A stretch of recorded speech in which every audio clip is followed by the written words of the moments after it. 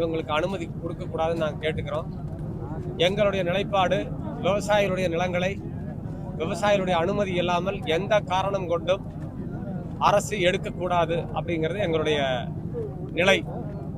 அந்த கோரிக்கையை இந்த விவசாயிகள் வலியுறுத்ததுனால அவர்களோடு இணைந்து அவர்களுக்கு ஒத்துழைப்பு கொடுப்பதற்காகவும் அவங்களோடு இணைந்து போராடுவதற்கும் நாங்கள் இங்கே வந்திருக்கிறோம்.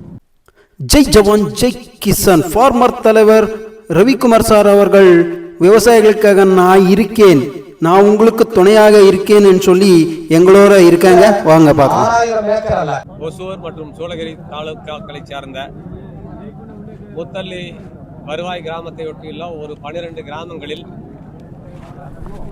விமான நிலையத்தை அமைப்பதற்காக தமிழ்நாடு அரசு முயல்வதாகவும் தங்களுடைய நிலம் 2150 ஏக்கரை எடுக்க போறதாகவும் கடந்த 7ஆம் தேதி இங்கிருந்து வந்த விவசாயிகள் எங்களை சந்தித்து பேசினாங்க. அதனுடைய தொடர்ச்சியாக இன்னைக்கு இந்த கூட்டத்தில் கலந்துக்கிறதுக்கு முதல் நான் வந்து கலந்துருக்கிறேன். இப்போ நான் வர்றதுக்குள்ள அரசு பாதுகாப்புத்துறைகிட்ட இருந்து மறுப்பு கடிதம் வந்திருக்கிறதா ஒரு செய்தி வந்திருக்குது. மத்திய பாதுகாப்பு அமைச்சகம் இங்கே விமான நிலையத்திற்கு அனுமதி கொடுக்க மாட்டேன்னு சொல்லியிருக்குது. இந்த மத்திய பாதுகாப்பு அமைச்சகத்தினுடைய உத்தரவை நாங்கள் வரவேற்கிறோம். மறுபடியும் அரசு முயற்சி செய்தாலும் பாதுகாப்பு அமைச்சகம் அரசாங்கம் குறிப்பாக தமிழக அரசாங்கம் பல பன்னாட்டு முதலாளிகள், தேசிய முதலாளிகள், உள்நாட்டு முதலாளிகள் எல்லாத்துக்காகவும் சேர்த்து தமிழ்நாட்டை திறந்து வச்சிருச்சு ஒரு வேட்டைக்காடா. இதுக்காக இந்த அரசாங்கத்துக்கு என்ன கிடைக்குதுன்னு எங்களுக்கு தெரியல. இவங்களுக்காக மறைமுகமாக கிடைக்கக்கூடிய ஆதாயத்தை பெற்றுக்கொண்டு சட்டவிரோதமாக தமிழ்நாடு முழுவதும் விவசாய நிலங்களை இந்த அரசு வேட்டையாடிட்டு இருக்குது. இந்த இடத்துல ஒரு செய்தியை நான் அழுத்தமாக பதிவு பண்றேன். சட்டப்படியே 1894 நிலம் கையகப்படுத்தல் சட்டப்படியே அத்தியாவசிய பணிகளுக்கு அரசாங்கம் நிலம் எடுத்தால் நாங்கள் அதை எதிர்க்க மாட்டோம். இராணுவத்திற்காகவோ மருத்துவமனைக்காகவோ நீர்த்தேக்கங்களுக்காகவோ கல்விக்கூடங்களுக்காகவோ எடுக்கின்ற இதை நாங்கள் ஆட்சேபிக்க மாட்டோம்.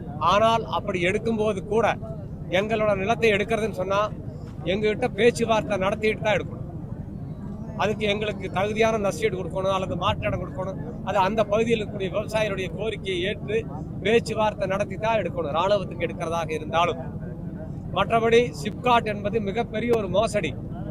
தொழில் வளர்ச்சிங்கிற பேரில் இந்த அரசாங்கம், அரசு அதிகாரிகள், அரசு பணியாளர்கள், முதலாளிகள் கூட்டு சேர்ந்து இந்த நாட்டை வேட்டையாடிட்டு இருக்காங்க. அது அரசு அல்ல. தொழிற்சங்கம், தொழிற்பூங்கா என்பது அரசு அல்ல. நான் உறுதியா சொல்றேன், அது ஒரு மோசடி. அது ஒரு ரியல் எஸ்டேட் தான். சிப்காட்டுங்கிறது ஒரு ரியல் எஸ்டேட் தான்.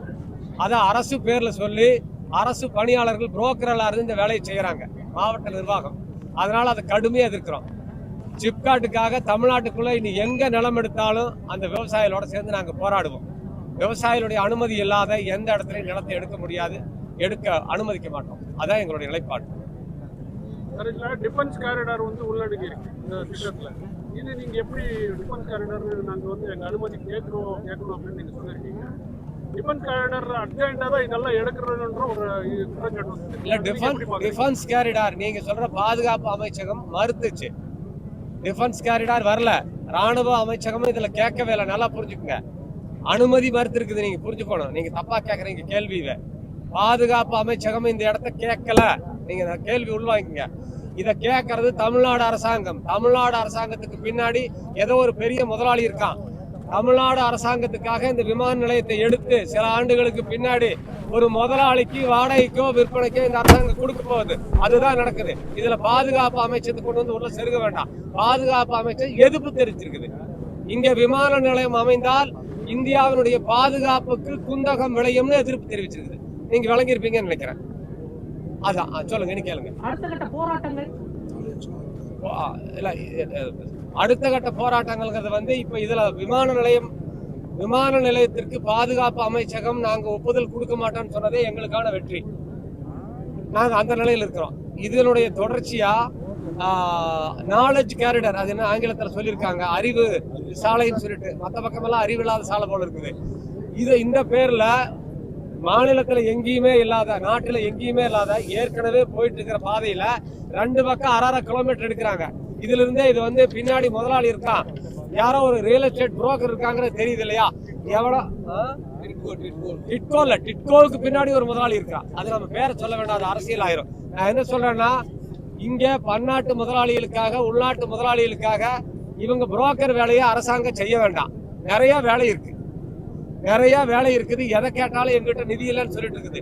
அது இப்ப இருக்கிற திமுக அரசாங்கம் சரி, இதுக்கு முன்னாடி இருந்த அண்ணா திமுக அரசாங்கம் சரி, எந்த நல்ல திட்டத்தை கொண்டு போய் கொடுத்தாலும் அரசாங்கம் கிட்ட நிதி இல்லைன்னு சொல்லி தட்டி கழிச்சிருக்காங்க. ஆனா விமான நிலையத்துக்கு மட்டும் இவங்க கிட்ட எப்படி பணம் வந்தது?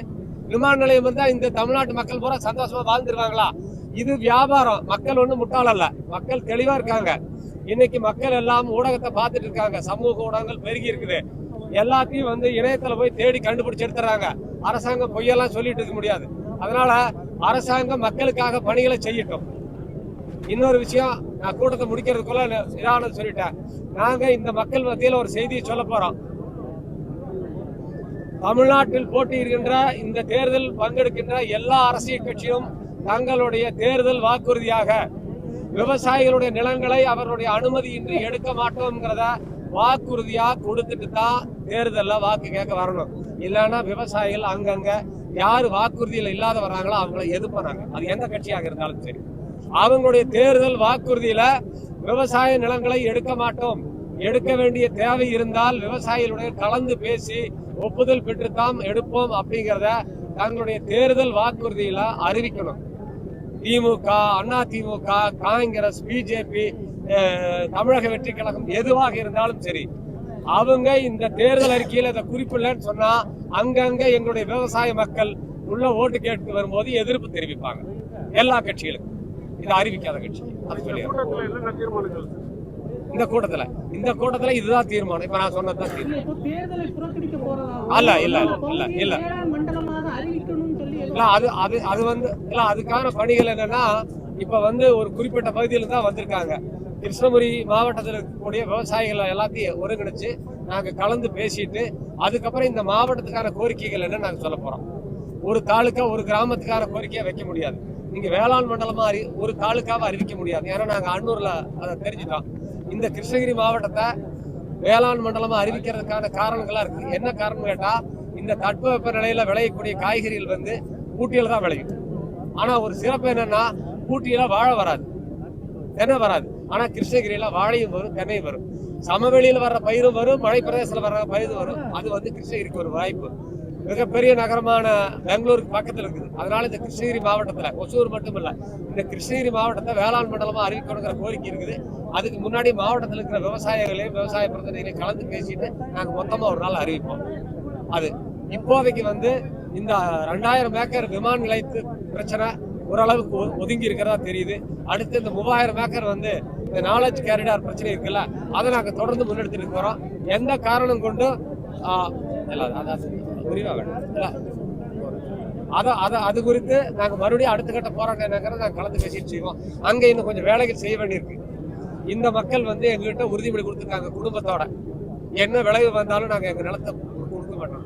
அந்த உறுதிமொழியை அந்த பகுதி மக்கள் கொடுத்ததுக்கு அப்புறம் அடுத்த கட்ட போராட்டத்தை நாங்க முன்னெடுப்போம். மத்திய அரசு வந்து விமான நிலையத்துல அனுமதிக்கல. ஆனா இப்போ லாஸ்ட் டைம் வந்து இப்போ எம்பி கனிமொழி மேடம் வந்துட்டு நாங்க எப்படியாவது அனுமதி வாங்கி அங்க வந்து விமான நிலையத்தை ஓபன் பண்ணுவோம்னு சொல்லிட்டு அவங்க சொல்லியிருக்காங்க. அது டிஆர்பி ராஜாவும் கண்டிப்பா நிறைவேறும் சொல்லியிருக்காங்க. ரெண்டு செய்தி நான் உங்களுக்கு சொல்லிடுறேன். நான் பொதுவாக அரசியல் பேசுறதில்ல, எந்த கட்சியை பத்தி நான் விமர்சனம் பண்றதில்ல, ஆதரிச்சும் பேசுறதில்ல, எதிர்த்தும் பேசுறதில்ல. எங்க பார்வையில எல்லா அரசியல் கட்சிகளும் ஒண்ணுதான். இன்னைக்கு திடீர்னு கனிமொழி உள்ள கொண்டு வந்ததுனால கொஞ்சம் சங்கடமான கேள்வியா இருக்குது. ஆனாலும் இது சம்பந்தமா அவர் சொன்னதுனால அவங்க கதையெல்லாம் இங்க நடக்காது. கூட யார், எந்த ராஜா அது இருக்கட்டுமே, பார்க்கலாமே. அதையும் இந்த மக்களை மீறி நடந்துருமா? கொடுத்துருவீங்களா நிலத்தை? ஒரு மண்ணை கூட எடுத்துட்டு போக முடியாது. அவ்வளவுதான். ராஜா சொல்லிட்டு இருக்கட்டுமே, அதெல்லாம் பார்த்துருக்கிறோம்ல. ஏமா கனிமொழி மேடம் என்னன்னு சொன்னாங்களே, தமிழ்நாட்டில் இளம் விதவைகள் இந்தியாவிலேயே அதிகமாக இருக்கிறார்கள் சொன்னாங்களா? என்ன சொன்னாங்க? செய்தியாளர் தான் நீங்க. தமிழ்நாட்டில் டாஸ்மார்க் இருக்குதா இல்லையா? அதுக்கே முக்கியத்துவம். ஏர்போர்ட்டுக்கு ஆகட்டும், நாலேஜ் காரிடாராக ஆகட்டும், மக்கள் வந்து நாங்கள் ஃபார்மர்ஸ் ஆகிய நாங்கள் எந்த காரணத்தை கொண்டு நிலத்தை விட்டு கொடுக்கறதுக்கு எங்கள் உயிரே போனாலும் ரெடியா இல்லை. எங்கள் கூட வந்து அண்ணன் நிற்கிறாரு, அவரோட சப்போர்ட் எங்களுக்கு இருக்கு. ஒரு நிமிஷம் நீங்க இதை கன்னடத்துல போடுவீங்கன்னா சைலந்திரா. Farmers. If there is farmers, there is future. Thank you.